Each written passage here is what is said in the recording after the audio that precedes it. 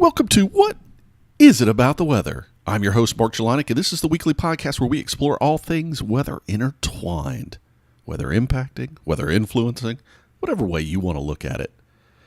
But not really doing weather forecasts here. I've said it before, I'll say it again, I'm not going to give you a weather forecast. If you want to hit me up, social media some other way, send me an email, I might be willing to issue you a forecast from time to time if you got something important going on. But it's not going to happen in this podcast. This week, we're going to specifically be talking about what is the role of competition in weather forecasting. But before we dive into the main topic, let me just say I hope you've had some sort of tidbit this week, something interesting that weather touched your life in a way that maybe you hadn't thought about before. I know, but for me this week, the story had to be, for me, I've been living through an early season tropical storm and its influences on weather in my region. I had some exchange with some other meteorologists on this storm, and it's been one of those ones that doesn't fit the classical look, but man, there's still been lots of impacts, and that was a tweet I sent out earlier this week was, man, it doesn't have to look like a tropical storm to turn your world upside down. But the interesting story that caught my eye this week had to be out in the western U.S. where flights were grounded because of how hot it is. Now, anybody who's ever sat in a plane, like out on a runway or the taxiway getting to take off and it's on a warm day, you know how hot a plane can get, right? No matter how much they try to keep it cool, man, that's just like a big baking oven out there in the sun. And there are some planes, each plane has kind of like a temperature limit, beyond which I don't know what happens. I didn't get all the details to know exactly what the downside is. It's probably really not good, but essentially each plane has a temperature rating. Don't fly above this temperature. Well, out in Phoenix, Arizona, fairly good-sized city out in the southwestern U.S., the daily temps were getting kind of near that 118 to 120 range Fahrenheit, so kind of 47, 48 degrees Celsius. And that's just a bit too much for some of these, not the bigger planes, the bigger jets, but more of what we would call a regional plane. Maybe it holds a few less people, but goes to some of the smaller markets. And there's a lot of those that fly out of the main airport in Phoenix to other areas across the region. And they had to be grounded. Now, I'm thinking to myself, if I'm having to get on a plane where it's 118 degrees, I don't care what kind of plane it is. I'm not sure I want to do it anyways. So maybe it's good for those people that their flight had to be rearranged or moved to another time. I never even imagined and thought about the fact that, when I'm planning to fly in the summertime, I might need to think about only flying in the morning or in the evening to avoid such a thing. So, in the evening, I'm used to around here, we get to summertime thunderstorms that can end up canceling flights. So just another way that the aviation industry has to deal with weather, and maybe in a way you never thought about. All right, let's dive into the main story. And this is a tricky one. When I first wrote this up as a show idea, the idea was competition or consistency, and it really specifically spoke to the idea of what is more important and how do you balance those things when you're looking at a unified message. And this more came out of the broadcast, kind of people doing forecasts for the public. But this past week, there has been so much talk, and it gets into the bigger, messy politics and stuff. So I'm really going to try to stay away from that, because I could go on for half a day, and I know I'm going to try to keep this inside that 30-minute window. So here we are. We're at 4 minutes and 30 seconds. I got to do some closeout things towards the end. So we got about 20 minutes to go through this. So let me not do squirrel. I get squirrel moments even in this stuff. For those that don't know the squirrel meme, just look it up. Go look at memes on the internet and look for squirrel, right? And you will see Disney's up. You'll see some other, like Over the Hedge, it happens there because you got the squirrel that, is kind of frantic and all over the place, and then they give him some energy drink and he goes bonkers. But that happens to me on this topic in particular, because I can get so distracted on so many fronts, yet it doesn't really kind of congeal everything together, right, in a way that makes it useful to think about. And that's really what I want to get to today, is for you to have a framework in which to think about this topic, not something that's going to be an end-all be-all, but a basic starting point for you to ponder when it comes to how competitive should weather forecasters be. Now, you've heard me mention before the Weather Challenge, and it's an annual competition. Now, it's focused in the collegiate space. So the idea is to give forecasters, all levels within that space, an opportunity to forecast. They also have this professional alumni category, and I've participated in that in the last couple of years. Before that, I was still attached to a university for many years, so I participated in it from that perspective. But one of the reasons I continue to is it keeps me sharp, right? Having to go and generate a forecast on some consistent period keeps me mentally thinking about forecasting, even when that wasn't the primary thing I was doing every day. So it kept me as a forecaster kind of in the game, right? Thinking about how I have to think about things as a forecaster, even if that's not the way I'm making a living. That was relevant to products I was developing, customers I was working with, because it gave me their perspective or their angle. Or when I looked at a product and how a product might evolve, I was thinking about it more as a user at times when that was relevant, as opposed to the person who was sitting down and coding it. It allowed me to learn new things, right? New tools that are out there, new techniques, new approaches to doing a forecast. And it also kind of keeps you socially involved. You know, there's this team element within the competition, but you're just kind of engaged.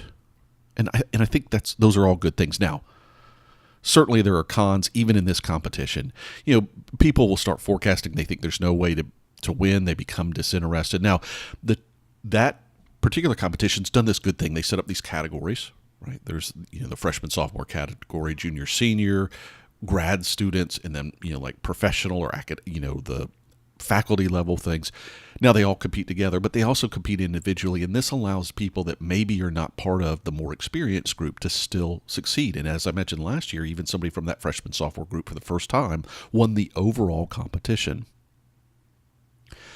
But no matter how you look at it, by the end of the year, maybe half the forecasters, at least a third, have fallen off or not active anymore. Now, sometimes they were just competing for a semester. But a lot of them just get disenchanted, and I think that number would be significantly higher if you didn't have some of these little compartments that have been created to keep people engaged. There's also, and these pros and cons of competition flow across everything, right? They're kind of universal. So there's, there's no purpose in what you're doing. The goal has no meaning in your everyday life or part of a larger objective for what you're trying to achieve. So, some people are forecasting just because their teacher told them they had to, right? So what's your motivation? Well, if you get a good grade, maybe that's your motivation, but are you really doing it for, to become better? You can make it that way, but there's a lot of people that participate that have no intention of ever forecasting the weather. So they're not going to be as engaged in that.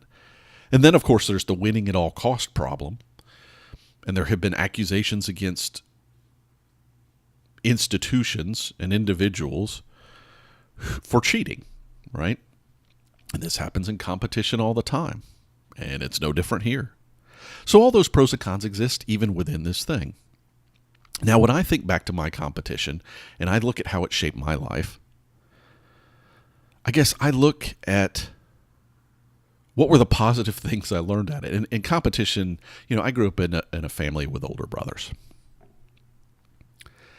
And I lost a lot in competing in everything, whether it was sports or games. We were a big gaming family, and I'm still very thankful for that. But I lost a lot. But I learned to think a different way. I learned to think strategically, and it's one of the reasons I still love playing games today, is it helps me think about problems and ways to approach those problems in different ways, because every game is different.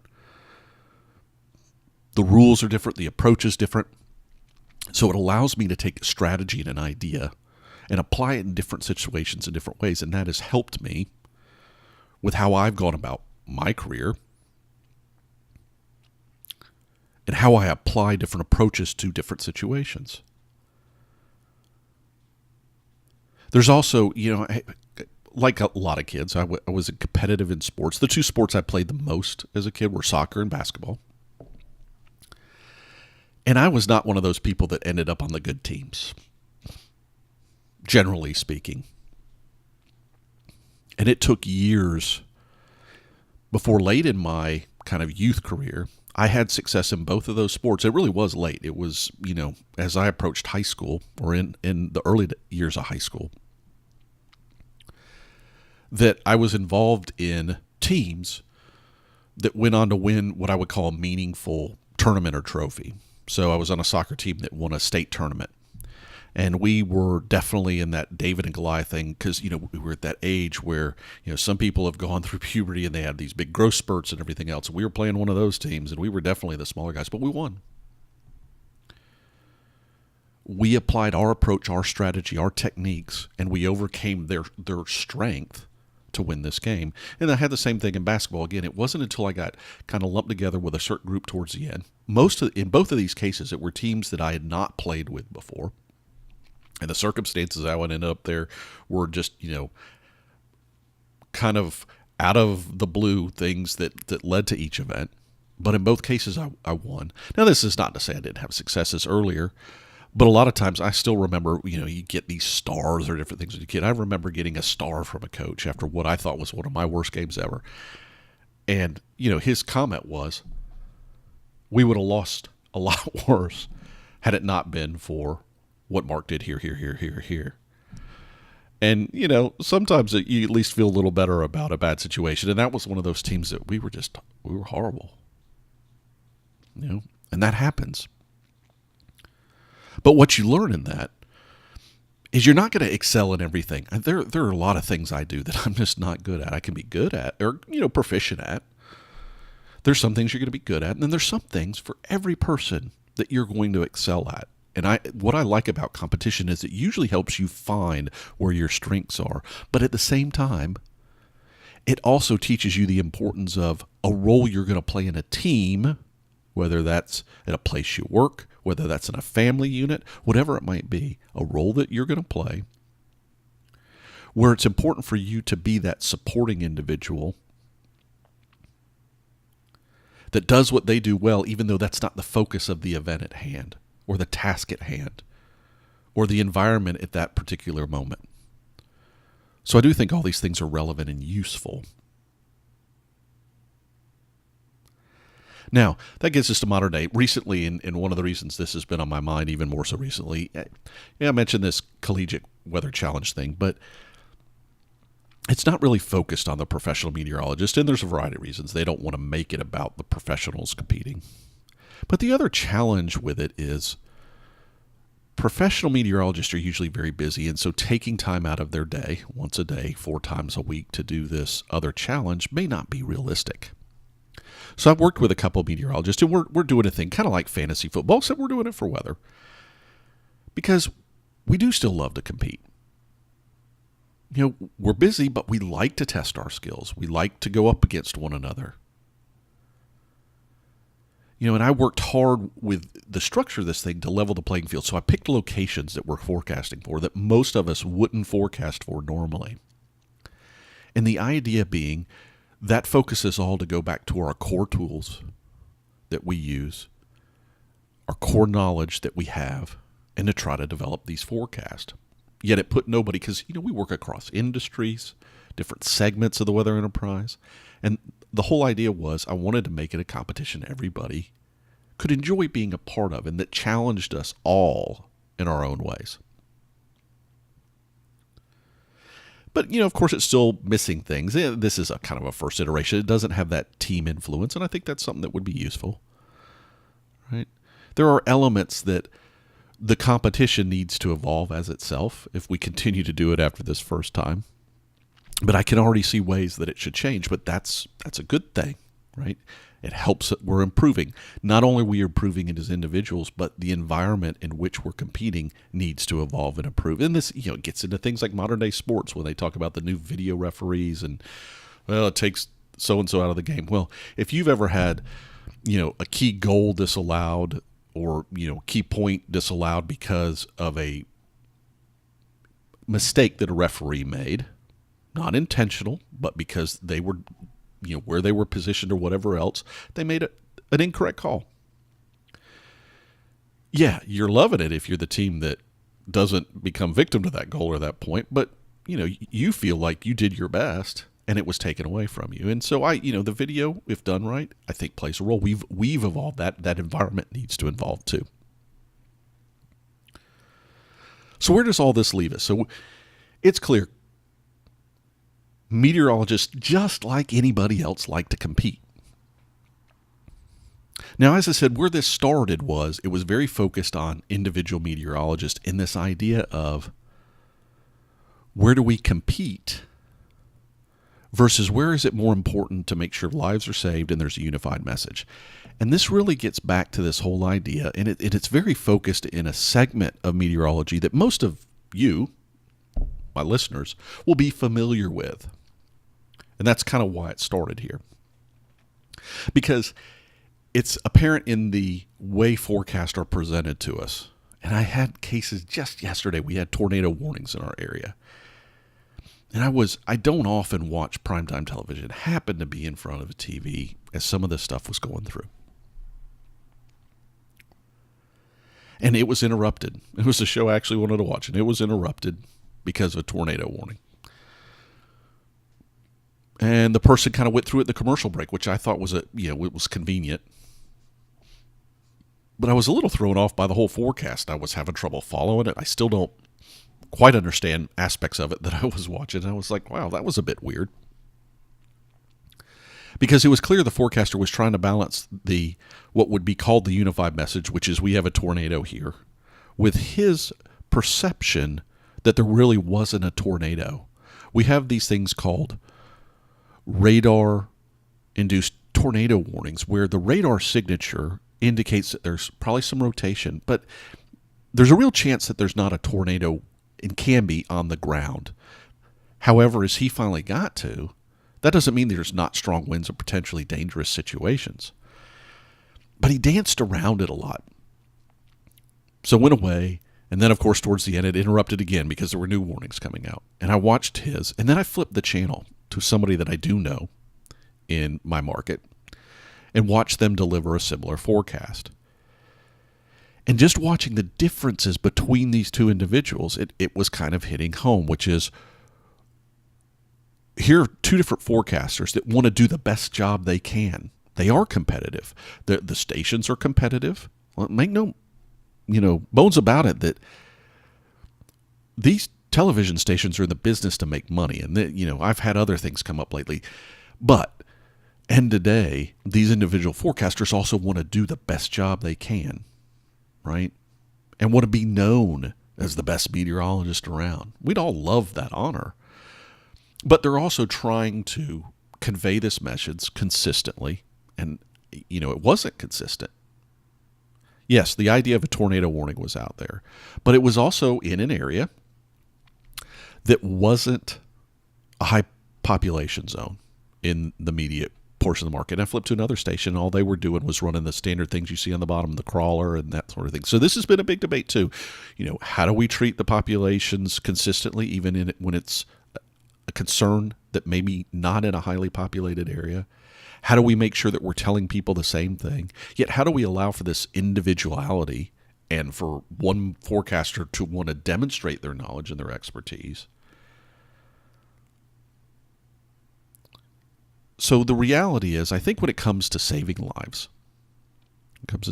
you should err on the side of being cautious. And when I was watching that one forecast yesterday, I think that my takeaway was state the tornado warning. If you want to state that, we don't yet have a visual sighting, that's fine. That's what that individual did. But does that detract from the situation at hand? So tornado warning's been issued. We'll keep you updated as we know more. He could have just done something simple like that. But after we walk away from those events, we've got to look at how do we do it better, because there's also opportunity. The competition should be not only between individuals, but how some conversations in the past week with a variety of meteorologists, and one of them, even just yesterday, was someone who works in the National Weather Service here in the U.S., and they were describing how they focused their terminology changes to make the message more meaningful, such that people on the other side don't feel always they've got to be in competition. This isn't always about displaying that you're the best at something. And that's the thing that you've got to walk away from competition with. Every life situation isn't always about being competitive. Sometimes it's about doing something well and doing what's right and recognizing that you're not the only person that's involved here. So even though you want to demonstrate your knowledge, you shouldn't be thinking about doing that 24/7. So if that's your competitive nature, then maybe it is going overboard. And this applies, as I said, I was looking at individuals to start with, but this came up again this week when there were some hearings in Congress here in the U.S. about this whole balance between the public and the private sector in the weather enterprise. And there's long been these pushes from both sides, that this portion of X, Y, and Z in the weather forecasting spectrum, let's say, should belong to the government. This should belong to the private sector. And you'll get pushbacks from both sides that, if you make this too much about being in the private sector, you may sacrifice the research or, the public safety for advancing a private entity for nothing more than it just existing. And by no means is this unique to the weather enterprise. I mean, you can say the same thing about healthcare or anything else. And I've even seen it, as we talk about this whole, and again, established meteorologists getting upset about these, what we call social meteorologists, right? That throw something out on Facebook for some weather model that is 10 days out going, oh, it's this big snowfall and the sky is falling. Yeah. And, I wish people wouldn't do that too, because I do think there are people in their feed who don't know how to interpret that. And I think a lot of times people are doing it innocently. Not always, but a lot of times they are. A lot of times people are just sharing because they find it interesting.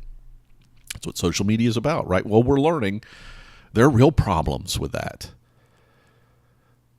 But at the same time, I'm connected to some what are aspiring meteorologists on Twitter or, other places. And I think it's great that they're trying to learn and that they've got some platform which hopefully gives them a way to share their knowledge. And you know what? Some of those people are better than what I would say are active meteorologists I've seen in the way they deliver. Now, they may not yet have all the knowledge. They may not yet understand the power that potentially they wield. But we've got to be able to give them room to grow and become competitive and become better. So all those things do matter. And this happens in the, like I said, this private public space thing. But, it happens even with innovation and small companies getting into the mix versus the big companies. And so we're always going to have these battles. And I think there's some very important things to keep in mind when it comes to the end. So we can get into the discussion all day long about this case versus that case. But here's, to me, the important part about what competition should have, all right, in the framework, and you can apply this other places, but I see this in, when I think about it in terms of meteorology. There needs to be opportunity to innovate. All right. This could be big companies innovating. IBM announced this week a new partnership. Actually, that's a good thing. That they're going to work with the big research center here in the U.S. on something. But it's innovative what they're doing. But it can also be small companies. I watch little small companies, and it's even greater when people that don't necessarily have a meteorology background or aren't necessarily meteorologists see a way to help improve weather forecasting. So I see it there too. But it should also be in government. And too often, the private enterprise gets so caught up in, well, that's our job. We're supposed to do that part of it. And like I said, I'll put a link in the show notes. You can read about this debate that's going on for a long time here. But one of the things I don't like is that the National Weather Service here in the U.S. doesn't have an official NOAA app. You see all these what are called NOAA apps, and NOAA is the agency in which the National Weather Service fits here, but it also fits in the Department of Commerce. Isn't that interesting? But it'll say NOAA radar app, but it's not really from NOAA. So NOAA hasn't officially made an app, nor the National Weather Service. A lot of this stuff comes out under NOAA, the National Oceanic and Atmospheric Administration, if you're wondering what that acronym is. And I think they really ought to go for that because they do fill a role. And maybe that will make the public apps from the private entities better as well. And is that such a bad thing? Now, you can argue, well, they have an unfair advantage that, they've got tax dollars that they can spend and they don't have pressure. Well, you know what? They've also got to support legacy products that nobody in the private sector wants to support anymore. You can argue from both sides of this. So, yes, it's important that you have this impartiality. So we talked about innovation, right? Innovation is key to this competition space. Impartiality. We should do as much as we can with different techniques to make sure there's a reasonably level playing field. But that also means the big companies need to expect competition from the small companies. And, that's not an easy level playing field to always create, but that is why in company I've been in previously had these grants that were called SBIR, small business or small tech center kind of things. And the idea is the small businesses are creating innovative information, yet they have a hard time getting to market because they are at a disadvantage compared to large companies. And so the program was put in place to try to encourage their development and their work and their opportunity to get to market. So innovate, impartiality, improvement. We should all be looking to improve. And I don't care whether it's an individual forecast or whether it's the science behind it. We should be looking to improve how we bring our science and our resulting outputs from that science to individuals and businesses. And quite frankly, you want it to invigorate. You want that whole thing to drive the debate, right? About where are the right lines? How did we make, this all fair for everybody? It's a good competition when everybody is made a little bit uncomfortable. And it encroaches upon what we've always done or this and that and the other. You know why? Because we do have a tendency, you can use the word lazy, but we get into routine. And that routine usually doesn't evolve and create a better environment. And that's what in the end it's about. We should be better at saving lives, working towards less destruction, whether this is weather specific and each field's different. But if all the parties are a little uncomfortable, hopefully each of them will work towards that betterment coming out of it. So innovate, improve, invigorate, impartiality to the best you can, and all those things hopefully makes us all a little uncomfortable, which puts us all on our toes, and hopefully makes us all better at what we do. All right, enough about that. Hopefully that's a framework that you can think about it and move forward and that sort of thing. So I heard a word a lot this week, and maybe we'll do this from time to time. There's a lot of meteorology words that don't always get thrown out in the public, but again, with social media, more and more of it is. The word is helicity. And I've had a lot of people ask me, that aren't familiar with the term, what does it really mean? Well, think of helicity and helix in the same light. Like the DNA strand that you saw in Jurassic Park or whatever else. Helicity is a measure of how much the airflow is looking like that. And, we tend to think not so much in 3D. We tend to think near what the weather's looking like down by us. It's just a natural thing. Is it raining where we are? What's the temperature like where we are? But weather is very much a 3D game, right? We have to think 3D to effectively predict. We've got to look 3D. And helicity is that measure. right? It's a measure of how much the wind profile as you're going up over where you're standing, let's say, changes both in speed and direction such that it can create that kind of helix motion, because that's what we look for tornado formation. So helicity and indices based on helicity or values based on helicity have become kind of the norm when predicting potential tornadoes in what we call supercell thunderstorms. I'll put a link about supercells in general, and there's some helicity in there, and you can read more about it. But just think helix. Helicity is just a measure of how much you would see a helix or a screw in the sky sort of thing. And the worry there is that's the highest potential for tornadoes. All right, next time we're going to be doing weather and hair. But let's wrap up. You guys have had enough of me for today. You know the drill, how to get hold of me. What is it about the weather at gmail.com?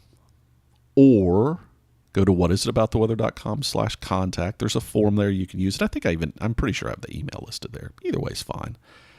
And as always, I would be remiss if I didn't say thank you to all who support the podcast in your various ways. We employ the RSVP method, rate, share, validate, and pledge. Whichever way you're doing it this week, thank you. It's appreciated. For those in the Northern Hemisphere, I hope you're enjoying your summer. For those in the Southern, I hope your winter's not been too harsh. Maybe, encourage some time to do things that you might not do otherwise. And for those in the tropics or the poles where you maybe don't get as much change from season to season, may your weather, as always, be interesting, and may it intertwine in your life in a way today that is different from yesterday and something you haven't thought about before. Because as we all know, there's much more to weather than the weather itself.